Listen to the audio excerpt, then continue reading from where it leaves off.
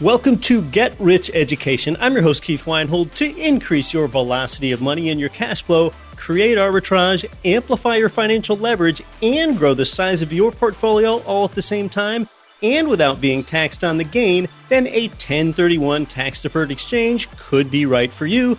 Then we'll talk about where might be a wise place for you to invest those funds today on Get Rich Education. MC Laubscher is the host of the Cash Flow Ninja podcast and president of Producers Wealth. He is on a mission to help you achieve financial independence and freedom as soon as possible. He achieves this by integrating the infinite banking concept with real estate investments to increase your returns and recapture cash flow that you are not even aware of that you're losing. MC shares the number one strategy of investors in his holistic wealth creation course at yourownbankingsystem.com. Learn the easiest way to create wealth and passive income with real estate. Now you can access the best deals without the stress or hassle of having to find, renovate, or manage those investment properties. Narada Real Estate saves you time by providing you with passive income investment properties in some of the best U.S. markets. Learn more at passiverealestateinvesting.com and download your free copy of the ultimate guide to passive real estate investing. There's no obligation and nothing to buy. Simply visit passiverealestateinvesting.com. You're listening to the show that has created more financial freedom than nearly any show in the world.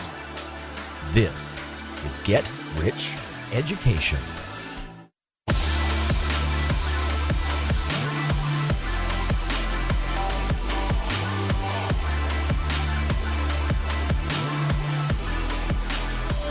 Welcome to GRE. I'm your host, Keith Weinhold. From Odessa, Ukraine to Odessa, Texas, and across 188 nations worldwide, you're listening to Get Rich Education. I often like to talk about how most work for money. Well, do you want to know how to get your money to work for you?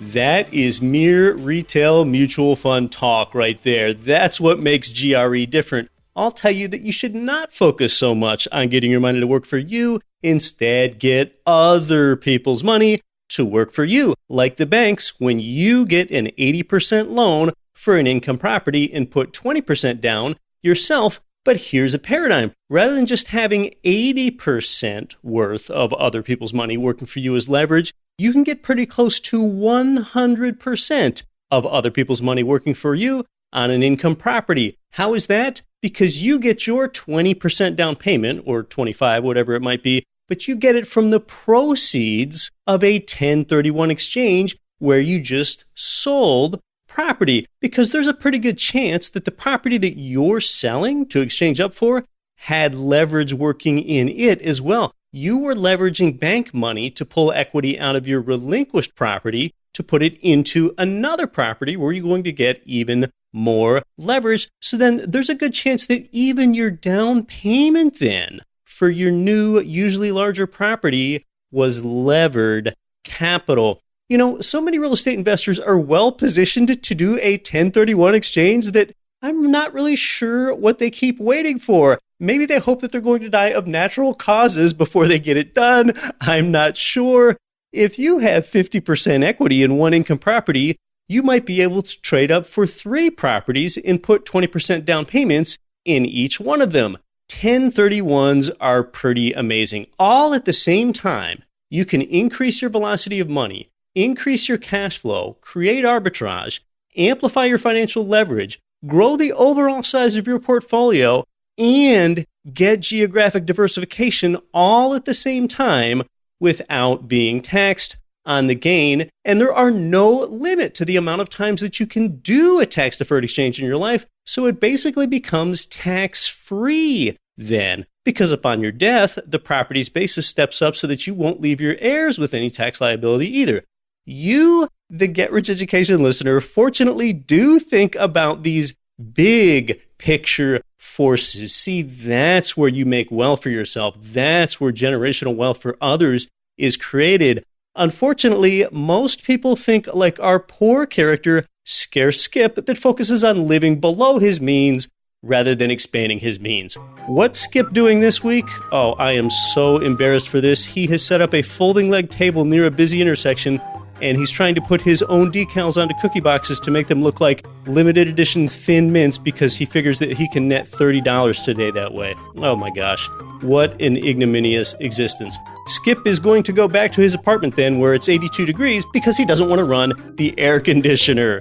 So focus on big picture forces that really move the financial meter in your life, and you're also going to attract abundant people rather than cheap people around you. So let's talk about the details of a 1031 tax-deferred exchange. And if you don't know where to reinvest your 1031 exchange proceeds from the sale of your property, well, we're going to talk about that too, as well as some 1031 pitfalls to avoid. I have completed 1031s with several properties myself.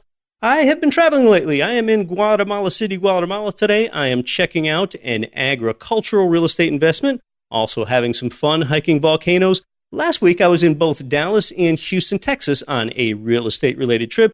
Next, I'll be doing shows from the United States Pacific Northwest, as I'll be in Portland, Oregon for a few days. Then I'll be spending most of the summer in beautiful and pristine Anchorage, Alaska. Next week here on the show, one of the strongest, most talented speakers in the entire world of finance returns, as together, Garrett Gunderson and I discuss how stock market and mutual fund returns are worse than you think they are. After that, we are stuffed full of actionable wealth-building shows, as always, and some big picture strategies, too, as the illustrious Jim Rickards makes his Get Rich Education debut this summer. Let's talk about 1031 exchanges and just how you might reposition your dollars in an exchange.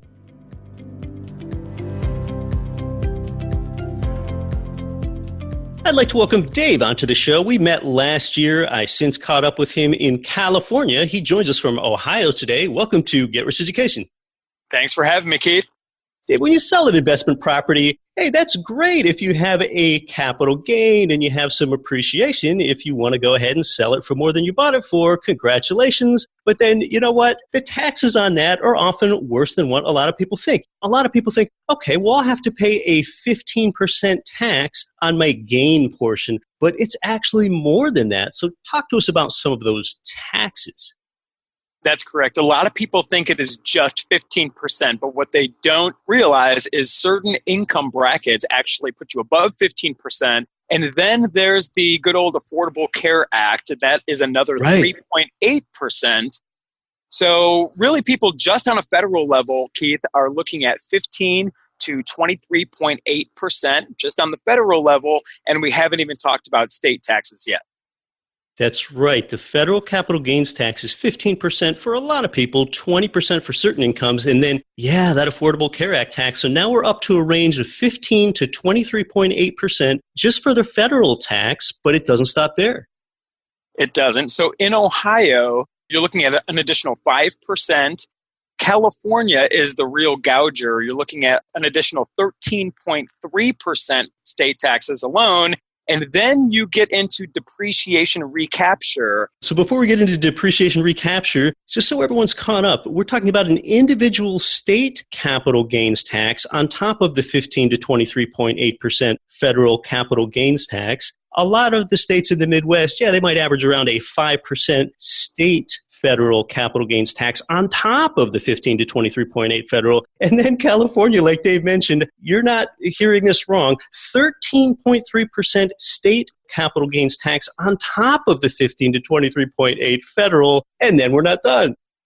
We're not done. Now we have depreciation recapture. So depreciation, as you know, takes into theory that you own an investment property and there is wear and tear happening through the duration of ownership of this investment property. So you are getting tax credits on that depreciation while you own the property. And then when you sell the property, you are subject to 25% of the credits that you've taken to be taxed that amount.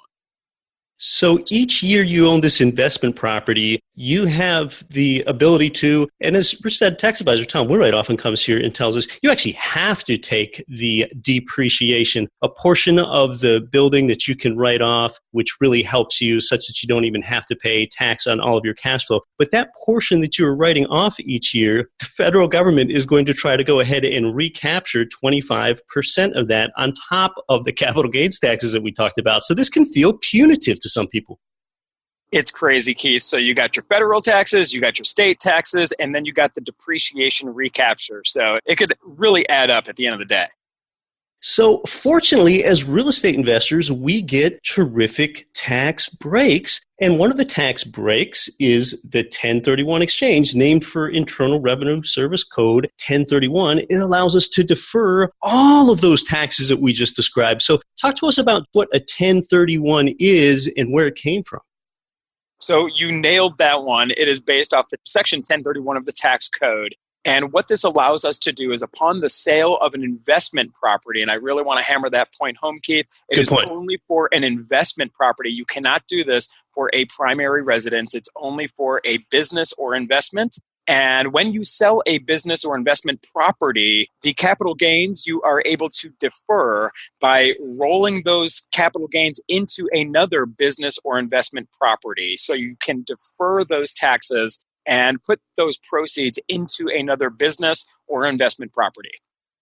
Okay, I'm glad you brought that up. So we're not talking about primary residences here. And in most or all cases, we're not talking about vacation homes either. So we're talking about the sale and relinquishing a business or investment property. And then you need to contemplate your replacement properties with other business or investment properties. For example, Dave, say I'm an investor in California and I want to sell an investment property and I had a capital gain. I understand that with a 1031, I cannot pocket the cash from that sale. And what I want to do with that one property I sold in, say, California is buy, say, 3 properties in Indiana or Ohio. So tell us some more about the mechanics of how that works with a 1031 exchange. Excellent. So the key thing to note here, Keith, it is not about the property, it's about the dollar amount. Meaning, if you sold one investment property in California, you are not forced to just buy one investment property in Ohio. You can actually sell one investment property. Let's pretend your cap gains were $100,000, and you could use that $100,000 to buy 3 investment properties in somewhere like Ohio, where the prices are so much different. So it's all about the dollar amount, not about the number of properties, number one. Number 2 is what you would do is work with what's called a qualified intermediary.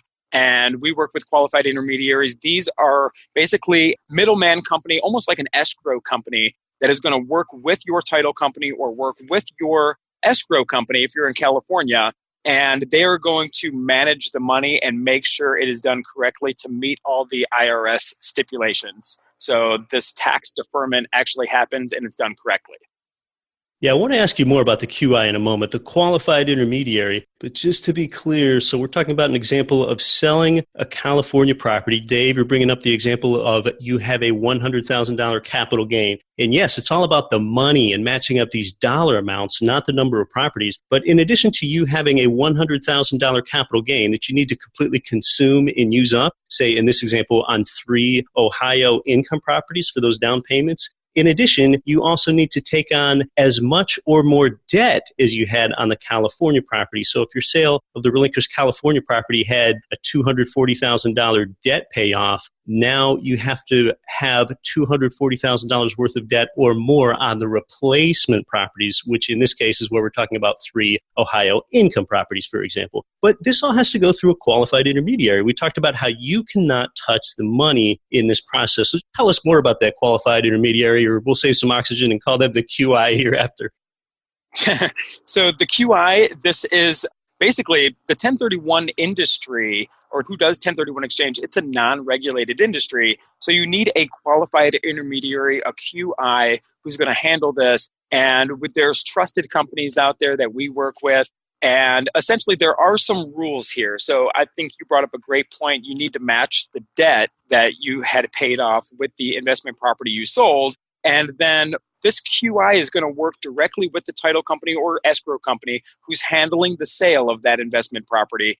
Once the property sells, then there's a timeline here. The clock starts ticking, Keith, and the investor is given a 45-day identification timeline. So as soon as the sale of this investment property happens, now the investor has 45 days to just identify these 3 investment properties if they were buying 3 investment properties per se in Ohio. Yeah. And this is very important to you, the investor, to get that QI, get that qualified intermediary involved early since you can't touch the money. So when you sell your relinquished property, again, we'll just say in California, what happens is that when you sell that relinquished property, the title company that's being used in California that we call the escrow company, the qualified intermediary at that point basically says, please email us a copy of the contract and of the title commitment. So the qualified intermediary has all that. And then this paperwork needs to be signed with the QI at or before the day of closing on this California property you're relinquishing. And then instead of you getting the money at that closing, they wire the funds to the qualified intermediary. That goes from the escrow company or the title company to the qualified intermediary. You're not touching that. And then, the QI will help you with that 45-day identification period or 180 days to close. Correct. So you have 45 days to identify the property. Once the property is, or properties is identified, then, like you just mentioned, there's 180 days to close this transaction. And it's a done deal at that point. Yeah, and when they're ready to close, the qualified intermediary then wires the funds to the title insurance company, say in Ohio, to complete that transaction for you. So I just can't stress enough from my own experience in doing 1031s myself, get that QI involved early. Dave, my first ever 1031 exchange, I dealt with someone called Alaska Exchange Company in my hometown of Anchorage. They have a lot of experience. Make sure your QI has a lot of experience. Mine had decades because, as Dave touched on earlier, that's an unregulated industry, the qualified intermediary. They're going to be holding on to your money probably for months. You don't want them to run with it. What happened in my first 1031, Dave, is I probably had 5 different phone calls to my QI, and they were always responsive. They answered the phone right away. And the day I closed and my money got wired over to them from my relinquished properties, the very next call I made to them, they were nowhere to be found. Like, no one answered the phone. I couldn't get anyone in the office to answer the phone. It was a business day. I was all concerned about it. And they ended up giving me a cell phone call from Wasilla, Alaska, where they were out whacking weeds. And there were 6 hours where I was afraid my $320,000 that they were holding was gone. So anyway, real coincidence there that got me pretty concerned. But those are kind of the nuts and bolts of the 1031. So Dave, these are called a like-kind exchange. Tell us a bit more about like-kind and what properties would qualify for an exchange and what wouldn't. Great example, and what we see quite a bit here, Keith, is like-kind is, for instance, a single-family investment property sold and then using those proceeds to acquire more single-family rentals. For instance, a lot of people in the market like California, the proceeds that they're going to receive from the sale is pretty substantial. We're not just talking about $100,000. We see it all the time in our business. There are several $100,000 of proceeds. And essentially, for several $100,000 here in the Ohio market, you can buy a whole street block or a whole street corner for Right. that. So when it comes to like-kind, again, it's not the number of properties. Let's pretend you sold one property in California. Your proceeds were $300,000. You can use that $300,000 for like properties, which are still single-family rentals, but it doesn't have to just be one property. You can buy 10 properties or however the money shakes out. But a like for like would be a good example, an investment property, single-family home for other single-family investment properties. Yeah, exactly. Again, these have to be business or investment pieces Correct. of real estate. You could sell a hotel in California and buy turnkey property in Ohio. You could sell a commercial strip mall in Virginia and buy an office building in Florida. There's this misconception that if a person has a duplex that they want to sell, that they need to replace it with a duplex, but that is completely false. It just needs to be business or investment real estate. It's really an amazing perk that the IRS gives us. Dave, anything else on 1031s to keep in mind? Maybe something that we have not brought up or I did not think of asking you about? Well, here's the thing, Keith. We're all in different places. Many of your listeners are all over the country and all over the world. One thing we all have in common is we want to hang on to as much of our own money and keep it out of the government or the IRS's hands as possible. So educate yourself on the 1031 exchange, utilize the 1031 exchange. It's a gift that we all have access to as real estate investors, and it just pays dividends and saves us a lot of money in taxes. We're talking about the 1031 Tax-Deferred Exchange. We've got so much more to discuss. More when we come back. I'm your host, Keith Weinhold. This is Get Rich Education. Since 2014, the powerful Get Rich Education podcast has created more passive income for people than nearly any other show in the world. This show teaches you how to earn strong returns from passive real estate investing in the best markets without losing your time being a flipper or landlord. Show host Keith Weinhold writes for both Forbes and Rich Dad Advisors and delivers a new show every week. Since 2014, there's been millions of listener downloads in 188 world nations. He has A-list show guests include top-selling personal finance author Robert Kiyosaki. Get Rich Education can be heard on every podcast platform, plus it has its own dedicated Apple and Android listener phone apps. Build wealth on the go with the Get Rich Education podcast. Sign up now for the Get Rich Education podcast or visit GetRichEducation.com. Finally, Total Control Financial gives you checkbook control of your 401k and IRA money to invest in real estate. It's time to get your retirement money into your own checking account, but you've got to avoid the little-known tax that you'll pay with any self-directed IRA. Instead, it's time for the QRP. Learn more and get your free copy of the QRP book by text messaging QRP in all capital letters to 72,000. For a real estate investor like you seeking an income property loan, go to Ridge Lending Group, NMLS 42056. Over the years, you've heard President Chaley Ridge generously devote her time to you here on the show as a guest. Ridge provides investment property loans in most U.S. states, and you're going to find out how they've helped more people realize their dreams of real estate financial freedom than any other mortgage lender in the entire nation when you get started at ridgelendinggroup.com. Hi, this is Russell Gray, co-host of the Real Estate Guys radio show, and you're listening to Get Rich Education with Keith Weinhold. Don't quit your daydream.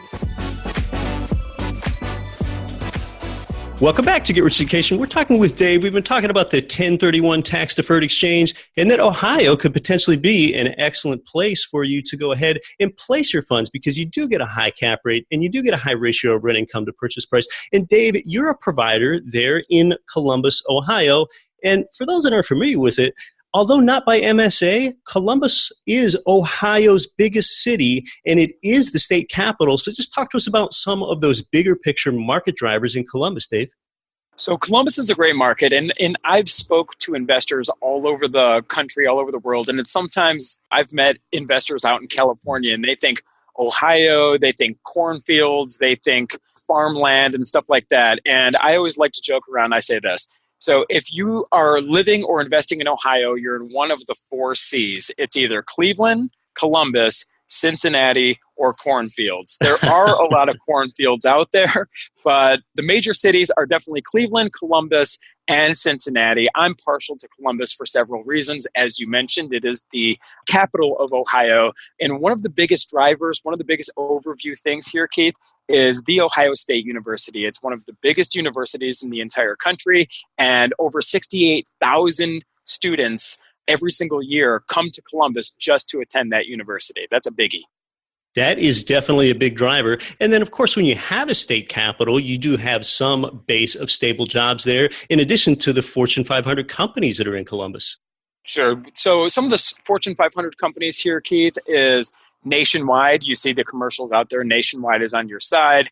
Nationwide has one of the huge downtown buildings here in Columbus. Also, AEP, that's American Electric Power. It's a massive power company. Chase Bank is here. Honda is here. And what a lot of people don't realize that's here in Columbus, because you would think it's somewhere like LA or New York, but Limited Brands is actually here, Keith. So they make all Victoria's Secret and Express, Abercrombie and Fitch. That is actually hubbed here in Columbus, Ohio. You would think it's in one of the big fashion, trendy type of cities, but they call Columbus home, which is interesting.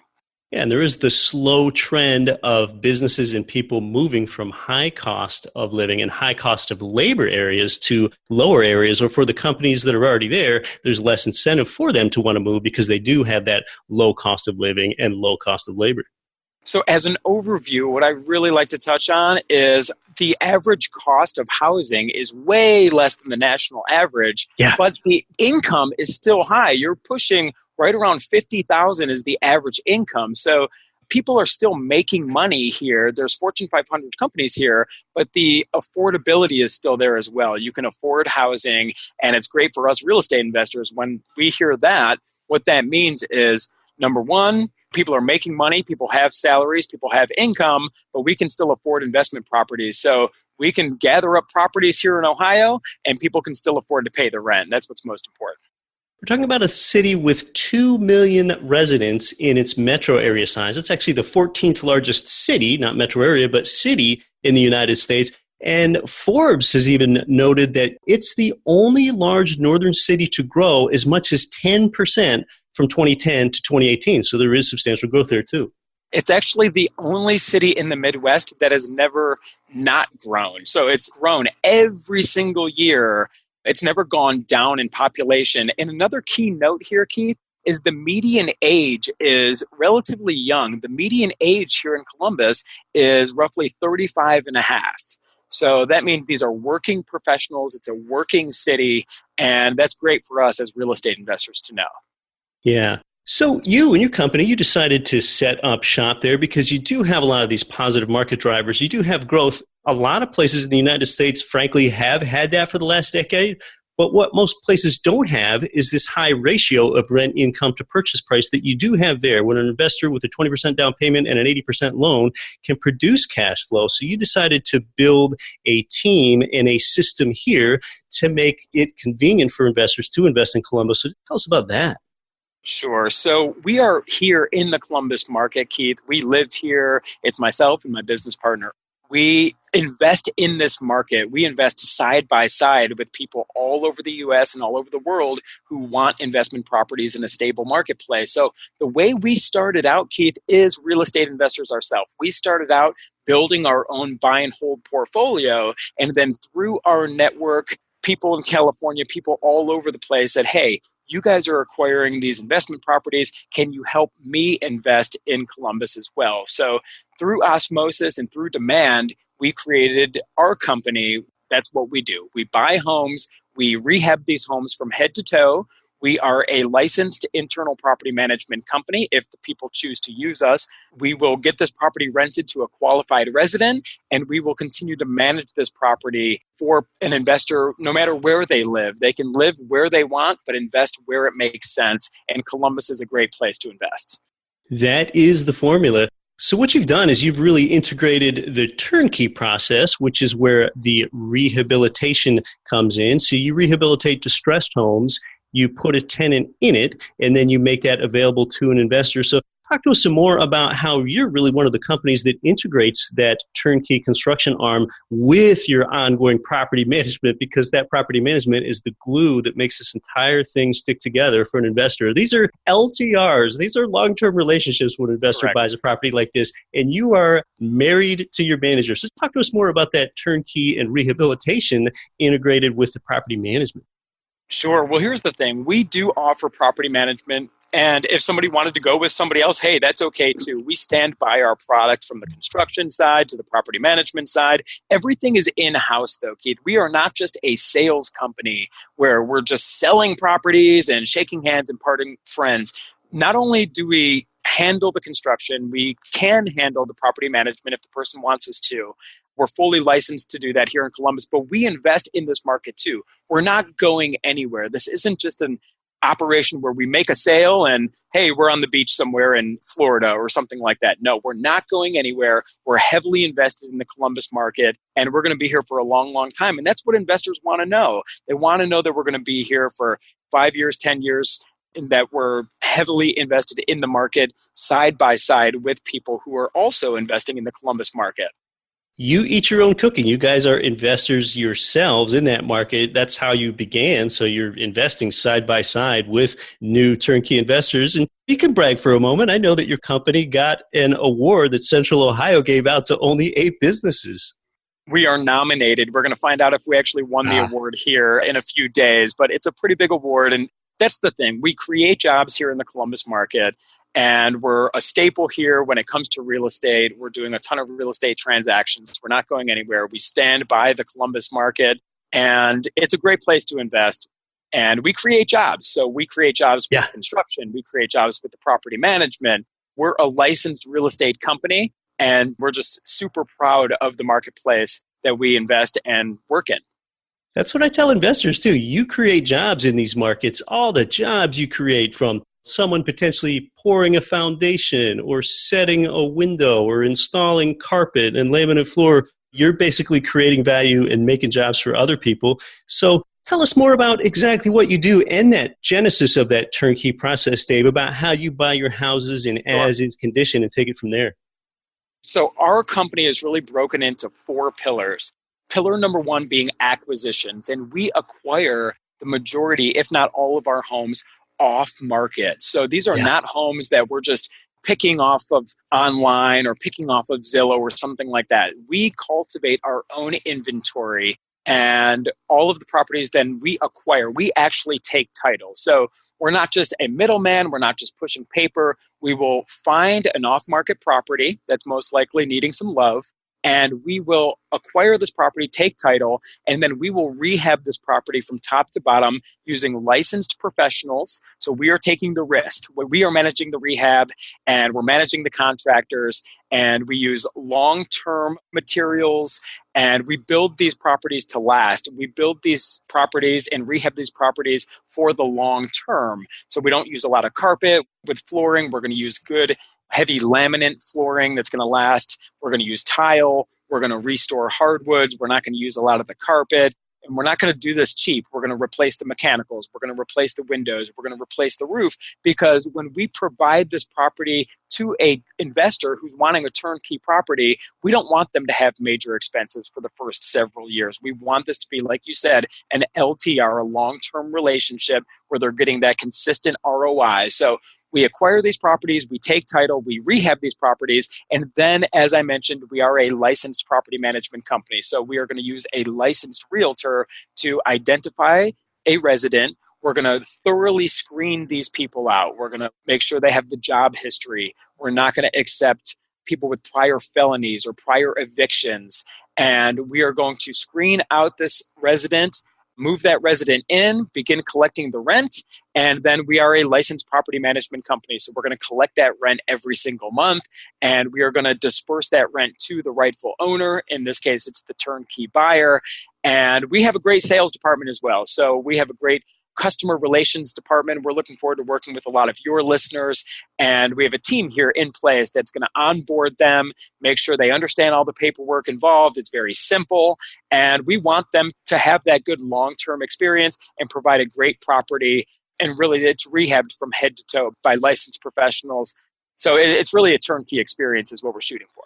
Yeah, your job is to make it easy. Turnkey means all done for you. And yeah, we know in the acquisition process for a borrower, there's still a good bit of paperwork to do. But after that, you want to have minimal involvement. So Dave, we're talking about single family homes here generally, or what is the mix type? Generally, yes, because we want to be in slightly better areas. We don't want to be the roughest parts of the city. Sometimes those deals look the best on paper, and you've been around, Keith. You've done this quite a bit, and the deal that looks the best on paper is not always the best long-term investment. Would you agree with that? Oh, indeed. That is the old difference between economic occupancy and physical occupancy. So with that being said, we want to be in slightly better areas, working class areas, and the areas that we invest in and have found the most long-term success in really don't have a ton of multifamily. We've got to go with what is available to us. So the majority, if not 95% or more of our business is good old-fashioned single-family homes, 3-bedroom, 1-bath or bigger, 3-2s, 1-car or 2-car garage, and it's going to be a working class family, maybe a nurse or a teacher who's going to live there, maybe even a grad student at Ohio State. But these are people who work every day. They wake up, drink their coffee, go to work, and that's the type of housing that we provide. It's affordable housing in better than average areas. This is certainly a gross generalization, but single-family homes tend to be in better areas than multifamily apartment buildings do.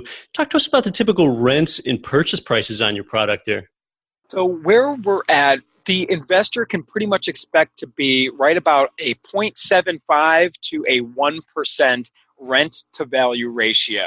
Okay. And most of the investors that we work with, they're either doing a 1031 exchange and paying cash, or they're doing maybe a 1031 exchange and using the proceeds from the sale as a down payment and using leverage. So really where an investor, what they look at is their net cash flow, and they're going to pretty much expect a $200 to $350 per month net cash flow. That's after property management, that's after debt service, allocating some money for maintenance. But pretty much the person can expect a 0.75 to 1% rent to value ratio.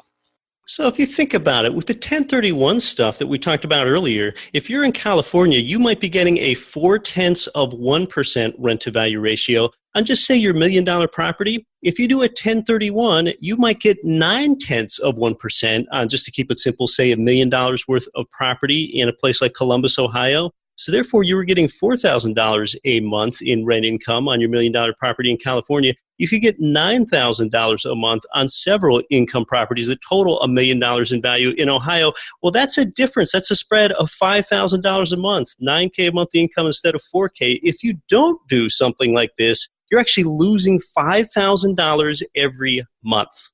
So here's the thing, Keith. Columbus is a fantastic market. We've talked about the overview, but just as the market is important, it's even more important to work with the right team. And we have a fantastic team here in Columbus. We've been doing this for a long time. We started acquiring properties for ourselves and for other investors back in 2012. So yes, the market is solid. The market's not going anywhere. The market has Fortune 500 companies, but we also have a rock star team here in place to make everything go as smooth as humanly possible. You've got 15 people across 4 different departments there: acquisitions, rehab, construction, and property management. And, interestingly, I know, Dave, in one of your rehab houses, you ended up finding your best friend. So you're not going to believe this. So as I mentioned, we attract our own off-market inventory. So sometimes we get calls from all walks of life, Keith. And there was a gentleman, he was a burned out landlord, and what burned him out is he owned a rental property, but it became overrun by drug addicts. It became a drug house. The Columbus Police Department was involved. This gentleman called us, said, I need to unload this house. Can you buy it from us for all cash? So we went and I did the initial walkthrough on this property, and there was a sick dog there, and these drug people were just no good. So I ended up buying a sick dog for $40 from a crackhead, if I may. And essentially, we brought that dog back to life, and she's really kicking butt now. Her name is Chloe, and I decided to keep her. She is my best friend now. So I still have this dog, and she came from a house that we acquired and made a turnkey property. $40, that is quite an ROI. You found a tenant for your own home. Yeah, essentially. Yeah, now I can't get rid of her. And she's an 80-pound Rottweiler, so it is like having a roommate. I'm not kidding. Very good. Well, Dave, before we wrap up, is there any last thing that I didn't ask you about in Columbus, or that has to do with your team or the properties that maybe I should have asked you about? What I would say is this. We take our business seriously, and we take our relationships even more seriously. In our company, we are driven by 3 main core values, Keith. Number 1 is honor. And honor is doing the right thing and just doing good business and creating these long-term relationships. We honor the relationships that we cultivate. Number 2 is hungry. We're a hungry bunch, and we strive for excellence in all we do. We're big into not only your podcast, but different podcasts, working on ourselves, and we're constantly striving to be better. We know we're never perfect, and there's always room to grow. And number 3 is heart. So we are big philanthropists. We've helped local nonprofit raise over $60,000 last year, and it's just off to the races. We really do care about our community, and we care about the people that we work with. Honor, hungry, heart. It's H3. Yeah, the more you get to know Dave, the more you find that he does have a charitable heart. Well, if you're interested in the Columbus market and turnkey property there, they do have some available property on this date. I don't know how long that will last. Inventory often gets depleted pretty quickly these days. And whether you want to do a 1031 exchange or not, Dave and his company can help you either way. So, hey, it's been a real pleasure having you here, Dave, today on Get Rich Education. Thanks, Keith.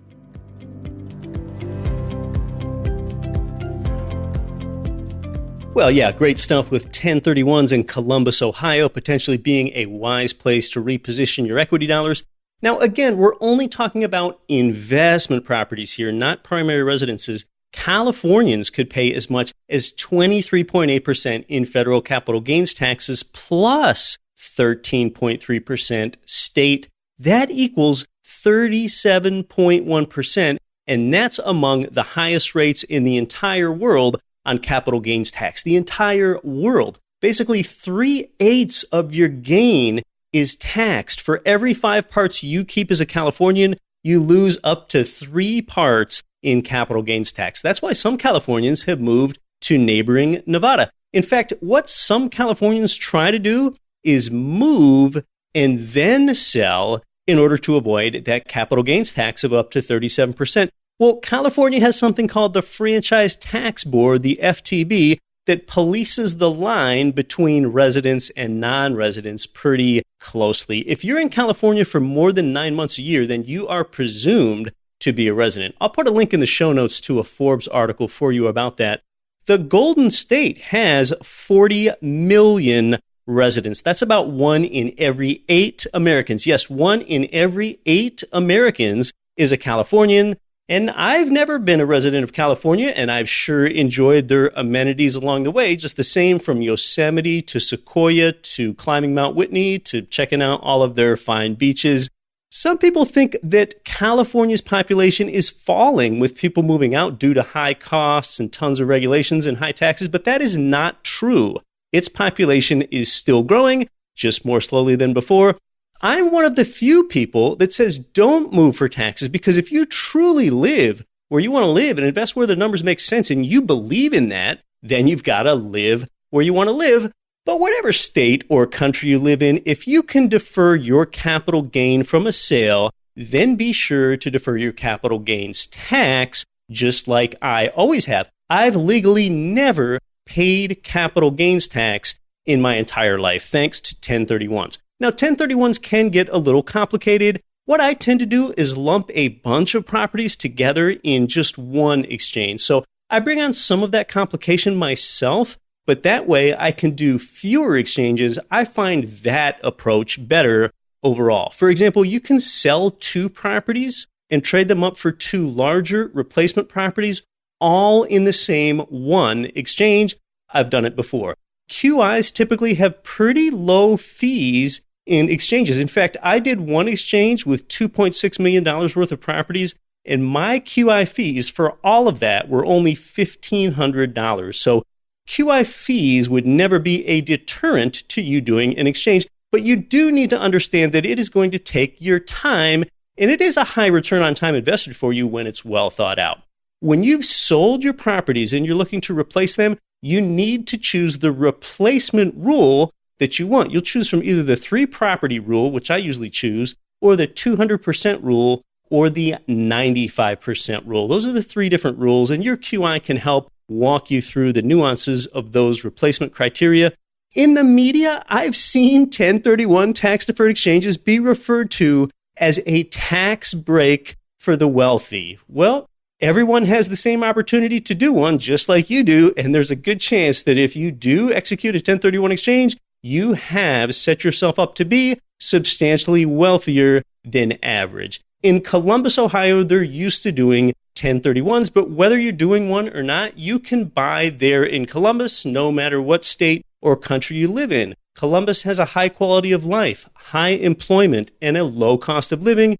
And on the properties they deal with there, the rents are in the $800 to $1,300 range, and the sales prices for those turnkey single-family homes are between $80,000 and $150,000. Overall, Columbus is growing. They've got a younger demographic and family-friendly suburbs. It's good for the provider when you opt in to get their Columbus Investor Report first. They put that together just for you. That way, some of your basic questions are answered. And in the Columbus Investor Report, all of the provider contact details are in there for you as well. That is at getricheducation.com/Columbus.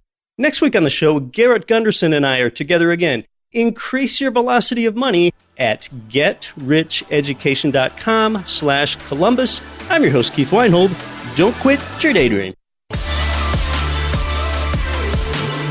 Nothing on this show should be considered specific, personal, or professional advice. Please consult an appropriate tax, legal, real estate, financial, or business professional for individualized advice. Opinions of guests are their own. Information is not guaranteed. All investment strategies have the potential for profit or loss. The host is operating on behalf of Get Rich Education, LLC exclusively. Countless investors get killed on their long-term maintenance costs in their rental property portfolio, but that's far less likely when you buy brand new construction. Let me tell you about my friends at JWB Real Estate Capital in Jacksonville, Florida. They pioneered the build-to-rent model that allows clients like you to invest in new construction, turnkey rental property. That's why JWB has been featured on the front page of the Wall Street Journal and other national media. If you want new construction rental properties in your portfolio, talk to JWB. Give them a call at 904-677-6777 or visit them at newconstructionturnkey.com.